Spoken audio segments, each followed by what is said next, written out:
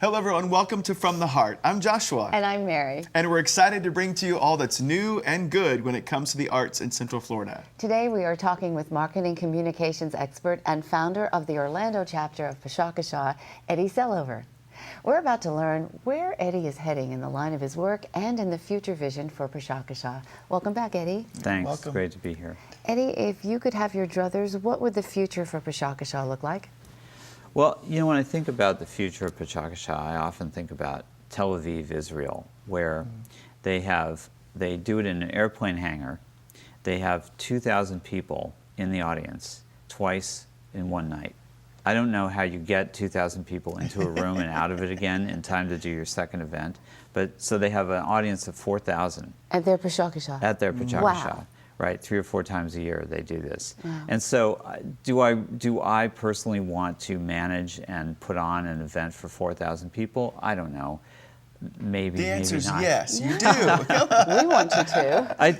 I guess my point is that I think it could get as big as that eventually, and so I'd like to see it get bigger and have a bigger audience. But you know, it's like everything else. You gain something and you lose something. It would probably lose a bit of its intimacy and its compressed energy. Perhaps, but maybe gain more hangar. of that community. We were talking during the break about the community that it Right. forms. Just every type of personality comes out to that.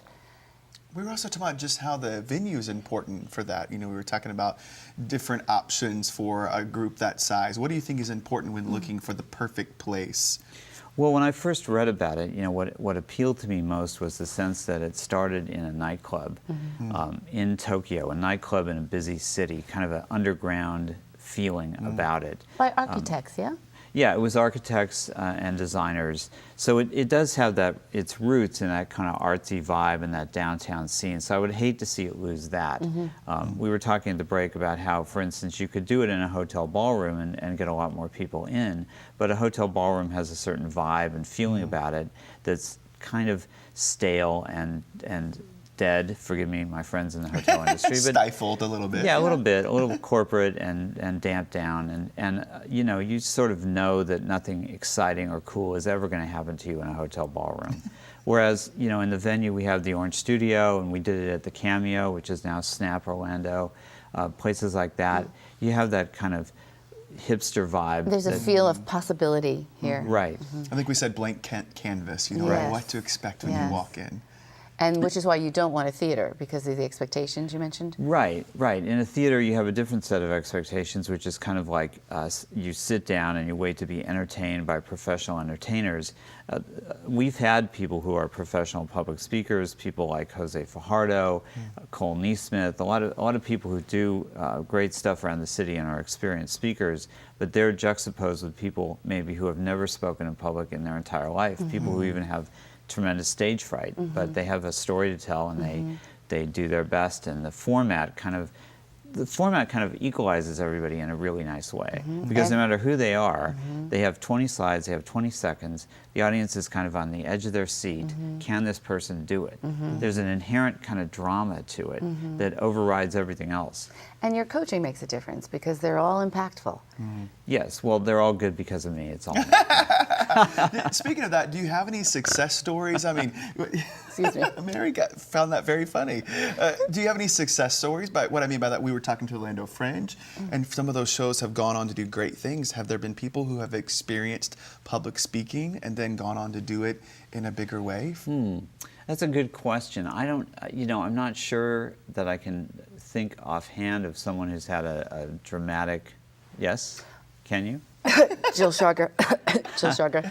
Yes, okay, right. Jill Sharga, local comedian, did her talk about the word awesome and how it's overused and is used to describe everything from a ham sandwich to a pyramid. Right. And really should only be used to describe something awe-inspiring. Like this TV show. Exactly. Awesome. Awesome. She'll hate you. So she Did she have a question? She did. She asked me, do you still use the word awesome? Oh, she did afterwards? No, I asked her, do you have a question for Eddie? And she said yes. Oh, that's Asked her him. question for me? Yes. Yeah. I use the word awesome all the time. She knows that. And she said, why? I never heard that word used as a sort of all-purpose adjective until I moved to Florida.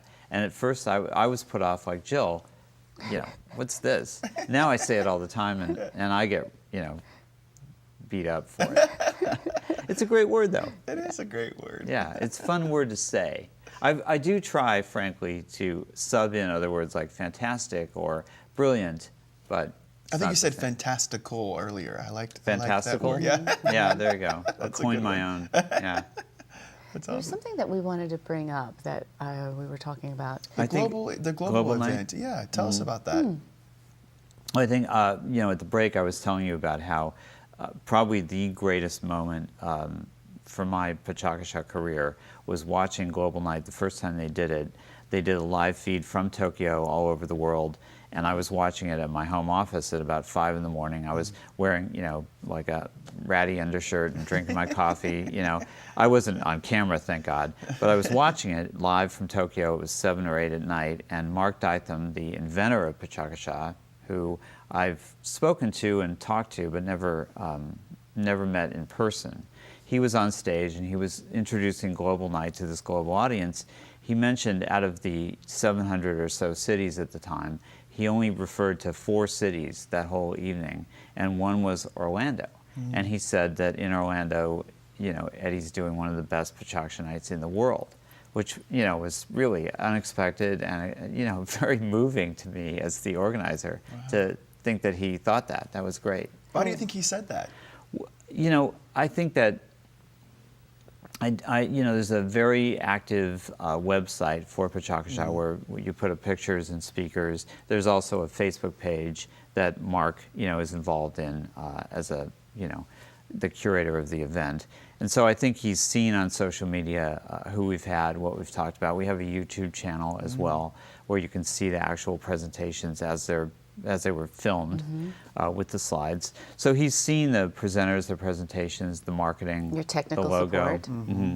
Well, Mary and I go, and we absolutely love it, and we'll keep going. But how does our listeners find out more information? Tell us the website. Sure. The website globally is, I'm going to say Pecha Kucha for your audience, and it's perfectly all right to say Pecha Kucha. It's pechakucha.org. And if you go there and you look up Orlando, there's a map of the whole world, and you can find your local city there. So there's a page there. There's also a page on Facebook. If you go to Facebook and you look up Pecha Kucha Orlando, it'll come right up.